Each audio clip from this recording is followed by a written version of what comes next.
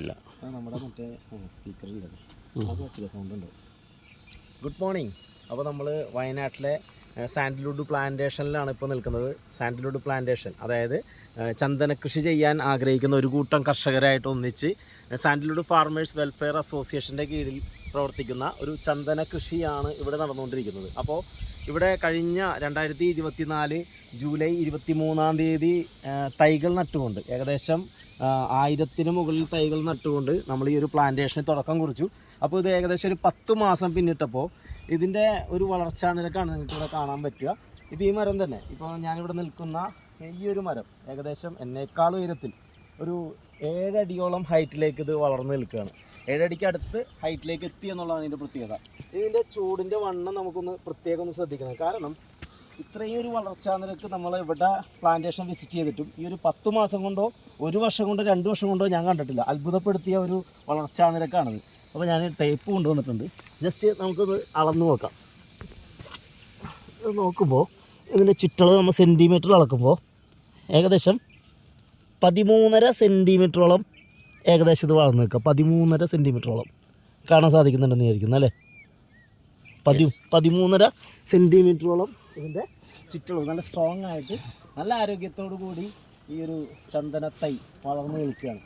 അപ്പോൾ ശരിക്കും IWSTയുടെ ഒക്കെ ഒരു കണക്കെടുപ്പ് പ്രകാരം ചന്ദന കൃഷി ചെയ്യുന്ന ആളുകളുടെയൊക്കെ ഒരു സർവേ ഒക്കെ എടുക്കുമ്പോൾ അവിടെ ഏകദേശം ഒരു 12 സെൻറ്റിമീറ്റർ ചുറ്റളവ് വരാൻ വേണ്ടിയിട്ട് അവർ പറയപ്പെടുന്നത് ഒരു 3 വർഷമെങ്കിലും എടുക്കും, 12 സെൻറ്റിമീറ്റർ ചുറ്റളവ് വരാൻ.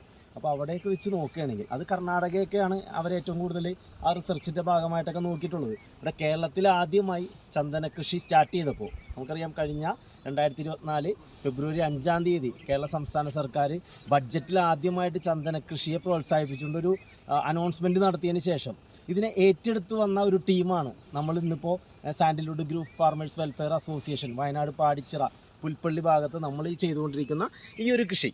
അപ്പോൾ ഇവിടെ ഇതുമായിട്ട് ബന്ധപ്പെട്ടുകൊണ്ട് നമ്മളിപ്പോൾ ഈ ഒരു പ്ലാന്റേഷൻ തന്നെ ഏകദേശം ഒരു 3.25 ഏക്കറിലാണ് ചെയ്യുന്നത്. തൊട്ടടുത്തൊരു 1 ഏക്കർ ഇതിൻ്റെ ഓപ്പോസിറ്റ്, റോഡിന് ഓപ്പോസിറ്റ് നമ്മൾ ചെയ്യുന്നുണ്ട്. അപ്പോൾ ഇവിടെ നിന്ന് നമുക്ക് കിട്ടിയിരിക്കുന്ന ഒരു റിസൾട്ട് എന്ന് പറയുന്നത് IWSTയിൽ നിന്ന് ഞങ്ങൾക്ക് കിട്ടിയിരിക്കുന്ന ആ ഒരു റിസൾട്ടിനേക്കാൾ വളരെ കൂടുതൽ, അത് വളരെയധികം ഞങ്ങളെ സന്തോഷിപ്പിക്കുകയാണ്. കാരണം ഞങ്ങൾക്ക് ഒരുപാട് പ്രതീക്ഷകളാണ് ഇതിനകത്ത്.